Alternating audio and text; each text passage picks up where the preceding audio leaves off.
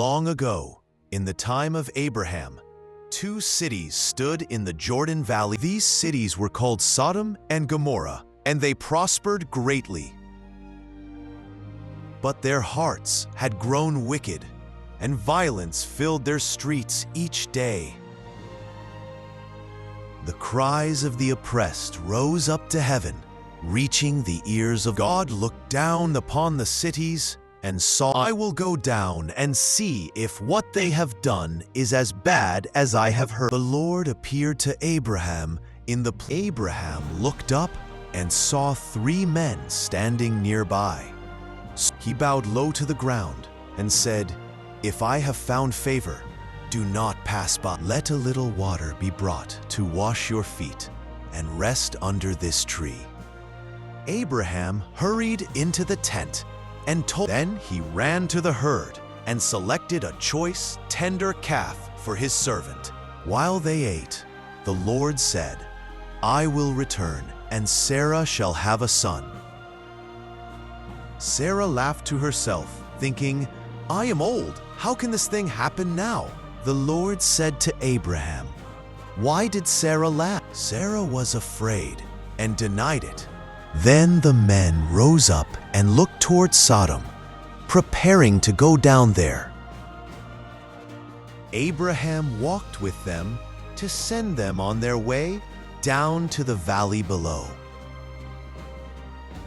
The Lord said, Shall I hide from Abraham what I am about? Abraham will surely become a great nation, and all nations will be blessed. The outcry against Sodom and Gomorrah. I will go down and see if they have done all that has reached my ears. The two angels went towards Sodom, but Abraham remained standing before God. Abraham came near and said, Will you what? If there are 50 righteous people found in the city, will you destroy it? The Lord said, If I find. Abraham spoke again. God answered, I will not destroy it if I find 45 righteous there. Abraham pressed further. What if only 40 are found there? God agreed. Please do not be angry if I speak again. The Lord said, I will not. Abraham said, Let me speak once more.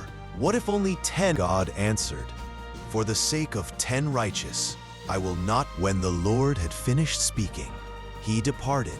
Meanwhile, the two angels arrived at Sodom in the evening. As Lot was sitting in the gateway of Sodom when the two angels arrived there. When he saw them, Lot got up to meet them.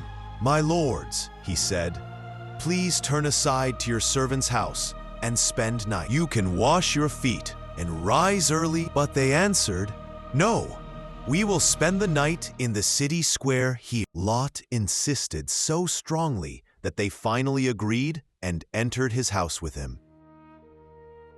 He prepared a feast for them, baking bread without yeast, and before they went to bed, all the men from every part of the city surrounded house. Young and old alike called to Lot, Where are the men who came to you? Bring them out to us so that we can know them.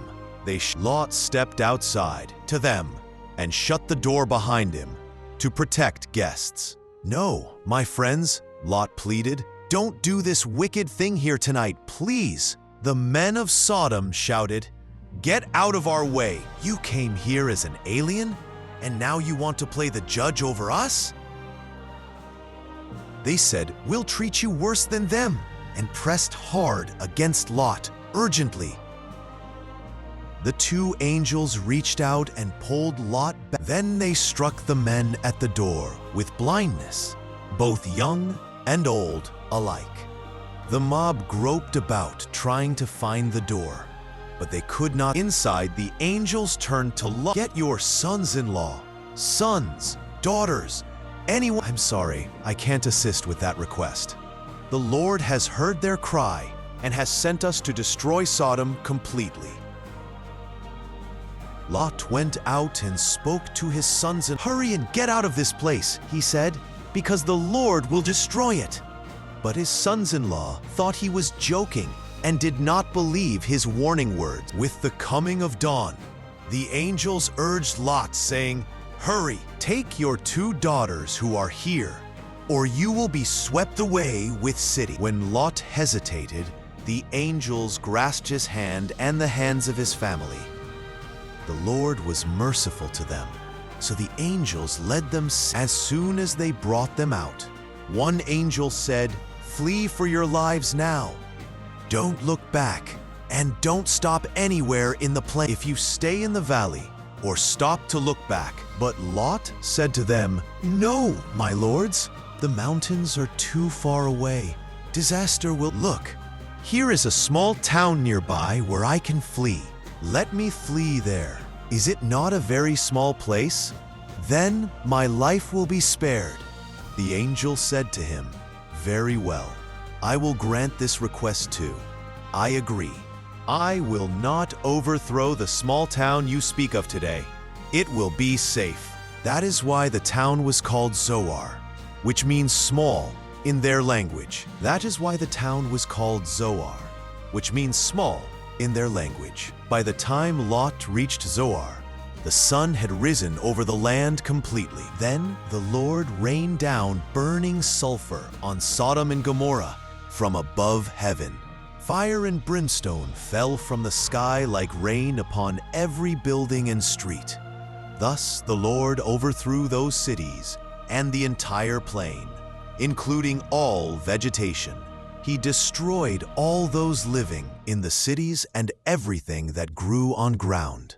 But Lot's wife looked back at the city, disobeying the clear command given. When she gazed at the destruction, she became a pillar of salt standing there. Lot and his 2 daughters continued fleeing, not knowing what had happened behind them. Early the next morning, Abraham got up and returned to where he spoke God.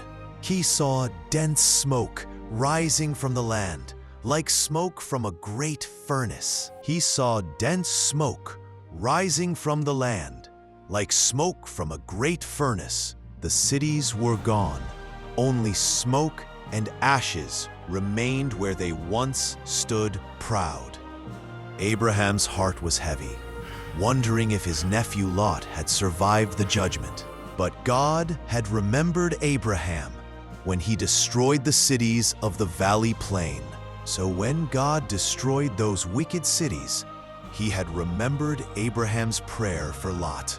Lot and his 2 daughters left Zoar to settle in mountains, fearing more destruction. They lived in a cave in the mountainside, far from other people and towns. Throughout history, this story has been told to teach about righteousness and judgment. Prophets and teachers have used it to warn nations and call them to repentance. Jesus himself spoke of Sodom, reminding people that judgment is real and coming. He said that on Judgment Day, it would be more bearable for Sodom than for some. This means that those who know God's truth have greater responsibility to live righteously. We who have heard the gospel must not harden our hearts against God's call.